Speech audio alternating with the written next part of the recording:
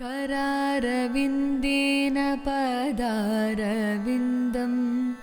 मुकारविन्दे विनिवेशयन्तं वटस्य पत्रस्य पूतेशयानम्.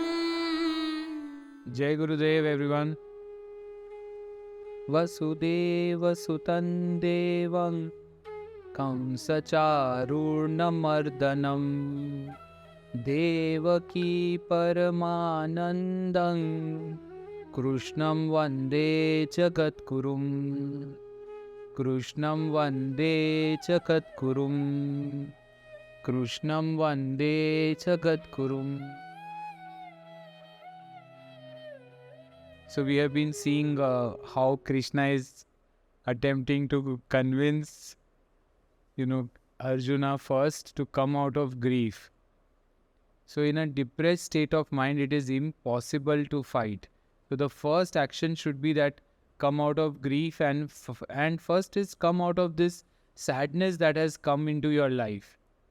So today's Shloka, we will go straight to today's Shloka. Shloka number 28.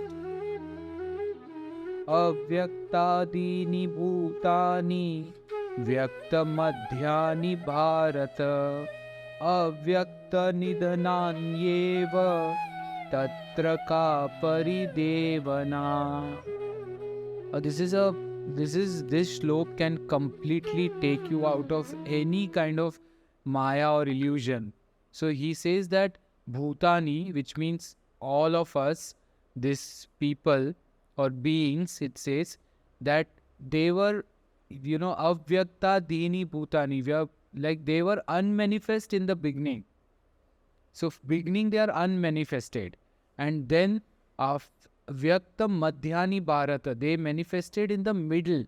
So in the middle, Bharata is Arjuna. So he says in the middle they manifested. Then what happens after that? Avyakta nidhanan yeva Tatra ka paridevna. After this also they will be unmanifested. So you are only in a transient state. You are almost like, how a water droplet is put on the floor and then the heat is there and then suddenly after 5 minutes you come and you see the water droplet is not there. We are only in that 5 minutes of water droplet state in which it is saying that first you were unmanifested form and then you have come in a transient, you have come in this form, and after you leave this breath you will again become unmanifested. So you are more like an unmanifested state of consciousness. In this, surprisingly, this body, because of this body, it looks so real that we are living beings. We are living beings which will never die. So here he says, Arjuna, before birth beings are not manifest to our human senses. On death they return to the unmanifest again. They manifest only in the interim between birth and death. What occasion then? Tatra ka paridevna. Then why are you lamenting? Kyun shok kar rahe ho? Why are you lamenting? Because these beings that you are seeing in front of you are just in the transient state or in the small state of, madhyani bharata. They have just been manifested. They will again go into unmanifest state in no time. And this shloka can really get you out of any kind of attachments, any kind of hard, despondency that we have created in our lives, that finally you have to let go and you are in an unmanifested state of consciousness. That is how it is. Like, see, we are working so hard to become happy. But you notice that unhappiness just happens. You're not working for unhappiness. You don't work to become unhappy, right? You work so hard to become happy. And then in between unhappiness happens. Now when unhappiness happens, only a knowledgeable, wise person will understand that it is just a state. It is just a transient state which will change. You are working for something, you are working so hard, you achieve that, and then that thing also doesn't pleases you at one point of time. So it is just a transient state, and like this body that we have is all going to go away in no time. It will go away in no time, and it will just be in another unmanifested form. Like a water droplet has become water vapor, we will become the consciousness, then come back as rain, we will come back as a body in some other form, and then again come back, become water vapor. So this is what he is saying. But the next shloka, he gives the secret of what Gurudev Shri Ravi Shankar ji has been saying for a very, very long time. Ascharyavat pashyati kaschidенam आश्चर्यवद् वदति तथैव चान्यः आश्चर्यवच्चैनमन्यशृणोति श्रुत्वाप्येनं वेद न चैव कश्चित्. This is such a beautiful shloka. He says that Ascharya pashyati kaschidенam. So he says this, someone, kaschid is someone, talks about this. Now what is this? We know that, right? We have been saying this. It is the Jivatma, it is the soul. Some people talk about this and they are in wonder. They are in wonder. They talk about it and they are in wonder. Then Ascharya vad vadati tathaiva chanya.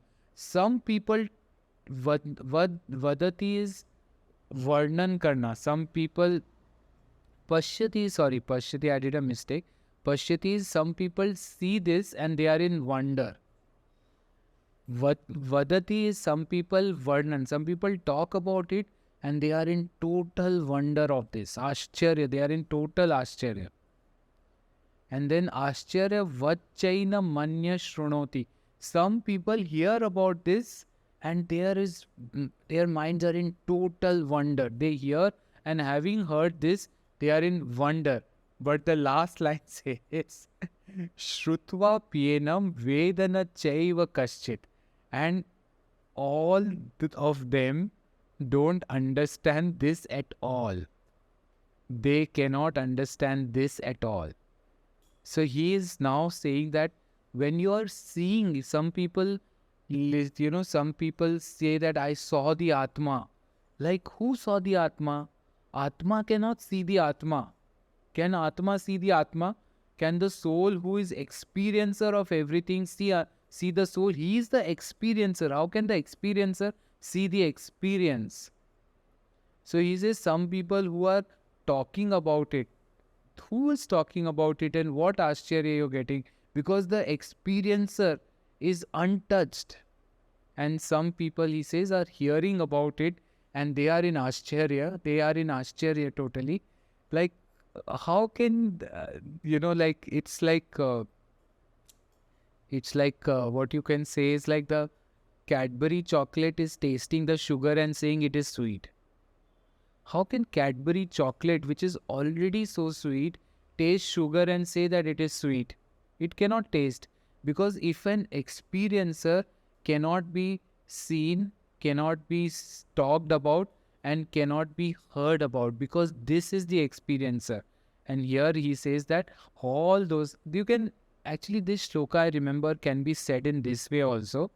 It's like, can be, many, people talk about this shloka many times, and they have said that those people who talk about the soul, who say say about the soul, who see, how will you say, who talk about the soul, and those people who hear about this are all very wise people. They should be credited for. It is, but eventually the soul cannot be talked about, it cannot be seen, it cannot be heard, it can only be experienced. So here he has given it as, hardly anyone perceives this soul as marvelous. Scars, another likewise speaks thereof as marvelous, and scars, another hears of it as marvelous, while there are some who know it not even on hearing of it. I think it's little hard to understand this, but this is like, this translation is little different. But let's see what Gurudev talks about on this shloka. Guruji has spoken on this shloka. Gurudev says, so the shloka is, Ascharyavat pashyati kaschidенam Ascharyavat vadati tathaiva chanyah pashyati, the one who is seeing and he is astounded, like Ascharya vad vadati, vad vadat is like the one who is talking about it, he is astounded. Ascharya vachai namanya shrunoti, the one who is listening. Shrutva pyenam vedana chaiva kaschit. Even after listening to this, there is nothing a person will understand. You cannot understand this at all. He says like that. And Gurudev gives the translation as this. Some people are astonished even talking about the being and about the self. Some listen to it with astonishment and wonder, and even after hearing so much about it, nobody knows it. This is the translation of this shloka actually. The translation which is given here is Gurudev has said, when you go deep in meditation, you realize, oh, this is what I am. Wow. What comes up? Wow. Who am I? What is this universe all about? What is the spirit? What is life? What is the soul? So Guruji has said it that only in meditation this can be experienced. In no other state can this be experienced. That is what is written in this shloka. Like, so you remember Guruji sometimes tells, if you ask that, okay, what is the purpose of life? He says that, somebody who knows will not tell you, and somebody who does not know, somebody who says it does not know. It is exactly like that. Somebody who says that ये आत्मा का अनुभव ऐसा होता है, he does not. He cannot say that. Only thing what you can say is it's a wonder. It's ashcharya. It's ashcharya, and that can be realized only in the state of deep meditation when you are. So he says ashcharyavat pashyati kaschidenam ashcharyavat vadati tathaiva chanyah आश्चर्यवच्चैनमन्यः शृणोति श्रुत्वाप्येनं वेद न चैव कश्चित्. Having heard even this, you will not understand it at all. And I think by now you must have been completely confused. If you are not, imagine what would have happened to Arjuna. One time he says, okay, their soul cannot die. One time he says, Lord Krishna is saying, okay, assuming it dies. So then also if you are going to kill them, it is anyways going to die. Now here he says that the soul cannot be described at all. It cannot be described. It can only be experienced. Somebody who talks about it, sees it, or somebody who is listening about it. It is not, it cannot. And all those people who says, wo atma ko dekha, wo atma hai, it is all useless. Let me tell you, it is all useless. It is all false. Because it cannot be seen. It's not possible. It's not something which is it's not an object of the senses. You have to realize this fact that the soul, the Atma that he is referring here, is not an object of the senses. It cannot be touched. It cannot be heard. It cannot be seen. It is not true here at all. Vanamala virajidam Shankachakradharam devam Krishnam Vande Jagadgurum